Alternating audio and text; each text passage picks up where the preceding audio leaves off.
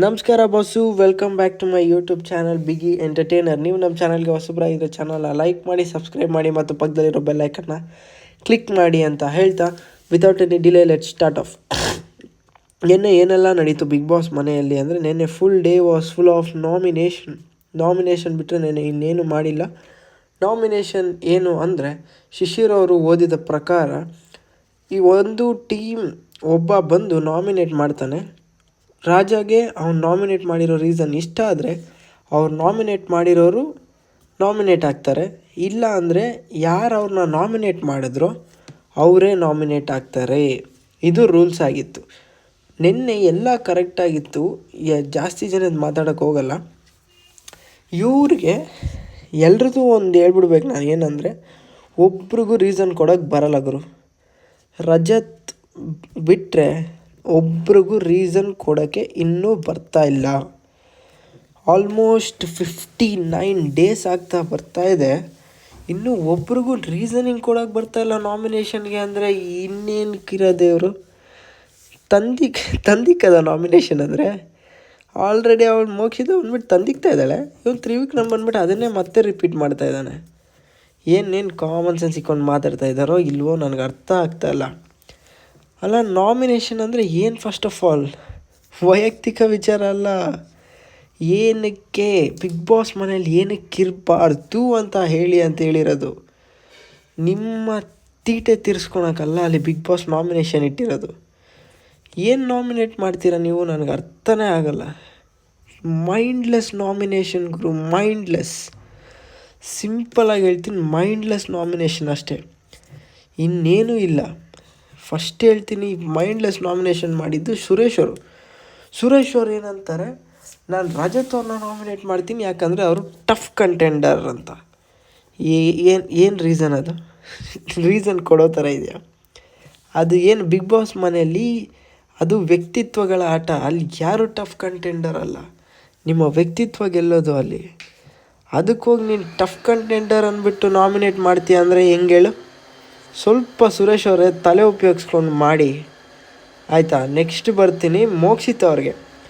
ಮೋಕ್ಷಿತ ಅವರು ಎಷ್ಟು ಹಿಂದೆ ಮಾತಾಡಿರೋ ವಿಷಯನ ಎತ್ಕೊಂಬಂದು ನಾಮಿನೇಷನ್ಗಿಟ್ಟು ಮಾತಾಡ್ತೀರಾ ಅಂದರೆ, ನಿಮ್ಮನ್ನು ಯಾರಾದರೂ ನಂಬಿ ಇನ್ನು ಮುಂದೆ ಸತ್ಯ ಹೇಳೋಕ್ಕಾಗುತ್ತೆ ಯಾರಾದರೂ? ನಿಮಗೆ ಎಲ್ಲ ತಂದಿಕ್ತೀರಾ ಅಂದರೆ ಇನ್ನೇನು ಮಾತಾಡೋದು? ನಿಮ್ಮ ಹತ್ರ ಮಾತಾಡೋ ವಿಷಯಗಳಿರುತ್ತಾ ಯಾವುದಾದ್ರೂ? ಪ್ಯೂರ್ ಬ್ಯಾಕ್ ಸ್ಟ್ಯಾಬರ್ ಆಗೋದ್ರಲ್ವ ನೀವು. ನಿಮ್ಮ ವ್ಯಕ್ತಿತ್ವನೇ ನೀವು ಹಾಳು ಮಾಡ್ಕೊತಾ ಇದ್ದೀರಾ ಬಿಗ್ ಬಾಸ್ ಮನೆಯಲ್ಲಿ. ನಿಜವಾಗ್ಲೂ ಸೀರಿಯಸ್ಲಿ ಇಟ್ಸ್ ನಾಟ್ ಅಕ್ಸೆಪ್ಟೇಬಲ್ಲೇ. ಏನು ಮಾತಾಡ್ತಾ ಇದ್ದೀರಾ ನೀವು? ಬೇರೆಯವ್ರ ವಿಷಯನ ತಂದು ನಾಮಿನೇಷನ್ಗೆ ಇಳಿಸೋದಾ? ನಿಮಗೆ ಯಾಕೆ ತ್ರಿವಿಕ್ರಮ್ ಆಗಲ್ಲ? ಅದನ್ನು ಕೊಡಿ ರೀಸನ್ನು. ಯಾರ್ಯಾರೋ ವಿಷಯನ ಮಾತಾಡಿದ್ದಕ್ಕೆ ನೀವು ನಾಮಿನೇಟ್ ಮಾಡೋದಾ? ಇನ್ನೊಂದು ಹೇಳ್ತೀನಿ, ಇಲ್ಲಿ ಐಶ್ವರ್ಯ ಅವರು, ಶಿಶಿರ್ ಅವರು, ಮೋಕ್ಷಿತ ಅವರು, ನೀವು ಎಷ್ಟೇ ಹೇಳಿ ಅವರು ಏನು ಮಾಡಬೇಕೋ ಅದನ್ನೇ ಮಾಡ್ತಾ ಇರೋದು. ಅವ್ರನ್ನ ಯಾರು ನಾಮಿನೇಟ್ ಮಾಡಬೇಕೋ ಅವ್ರನ್ನ ಕರೆಸ್ಬಿಟ್ಟು ನಿಲ್ಲಿಸ್ಬಿಟ್ಟು ಕರೆಕ್ಟಾಗಿ ನಾಮಿನೇಟ್ ಮಾಡಿಬಿಟ್ಟು ಹೋಗ್ತಾ ಇದ್ದಾರೆ. ಚೈತ್ರ ಅವರು ಕೂಡ ಅಷ್ಟೇ, ಪ್ಲ್ಯಾನ್ ಮಾಡಿ ನಾಮಿನೇಟ್ ಮಾಡ್ತಾ ಇದ್ದಾರೆ ಗುರು. ಪ್ಲ್ಯಾನ್ ಮಾಡಿ ನಾಮಿನೇಟ್ ಮಾಡ್ತಾವ್ರೆ. ಇದನ್ನು ಗ್ರೂಪಿಸಮ್ ಅಂತಾರೆ. ಇದನ್ನೇ ಗ್ರೂಪಿಸಮ್ ಅನ್ನೋದು. ಎಲ್ಲರೂ ಹೋಗ್ತಾ ಇದ್ದೀರಲ್ವಾ, ಅವ್ರು ಯಾರು ಗ್ರೂಪಿಸಮ್ ಮಾಡಿದವ್ರು ಅಲ್ಲ. ಐಶ್ವರ್ಯ ಅವ್ರು ಮತ್ತೆ ಸೇವ್ ಆಗ್ತಾರಂದರೆ ನೀವು ಯೋಚನೆ ಮಾಡಿ ಇನ್ನು ಯಾವ ಲೆವೆಲ್ ಗ್ರೂಪಿಸಮ್ ಇದೆ ಅಂತ. ಯಾವ ಲೆವೆಲ್ಗೆ ಅಲ್ವಾ? 3 ವಾರ ಆಯಿತು ನಾಮಿನೇಟ್ ಆಗಿ. ಇಷ್ಟು ಸೇಫ್ ಗೇಮ್ ಬೇಕಾ? ನನಗೆ ಯಾಕೋ ಇಷ್ಟು ಸೇಫ್ ಗೇಮ್ ಒಳ್ಳೇದಲ್ಲ ಅನಿಸುತ್ತಲ್ವ. ನಿಜವಾಗ್ಲೂ ನನ್ನ ಪ್ರಕಾರ ಬಿಗ್ ಬಾಸ್ ಅವರು ನೆಕ್ಸ್ಟ್ ವಾರದಿಂದ ಎಲ್ಲರೂ ನಾಮಿನೇಟ್ ಮಾಡಬೇಕು. ಎಲ್ಲರೂ ನಾಮಿನೇಟ್ ಮಾಡ್ತಾ ಇರಬೇಕಷ್ಟೆ. ಬಿಕಾಸ್ 50 ಡೇಸ್ ಆಯಿತು, ಅವರವರ ಕಂಫರ್ಟ್ ಝೋನ್ನ ಅವ್ರು ಹುಡ್ಕೊಂಡಾಯಿತು. ಈಗೇನಿದ್ರು ಜನಗಳಿಗೆ ಬಿಡಬೇಕು ಬಿಗ್ ಬಾಸ್ ಅವ್ರು ನಾಮಿನೇಷನ್ ಮಾಡೋಕ್ಕೆ ಬರ್ತಲ್ಲ ಅವ್ರಿಗೆ. ಜನಗಳು ಡಿಸೈಡ್ ಮಾಡಲಿ ಬಿಡಿ ಯಾರು ಒಳಗೆ ಇರಬೇಕು, ಯಾರು ಆಚೆ ಬರಬೇಕು ಅಂತ ಅಲ್ವಾ? ನಾಮಿನೇಷನ್ ರೀಸನ್ನೇ ಅಲ್ಲ.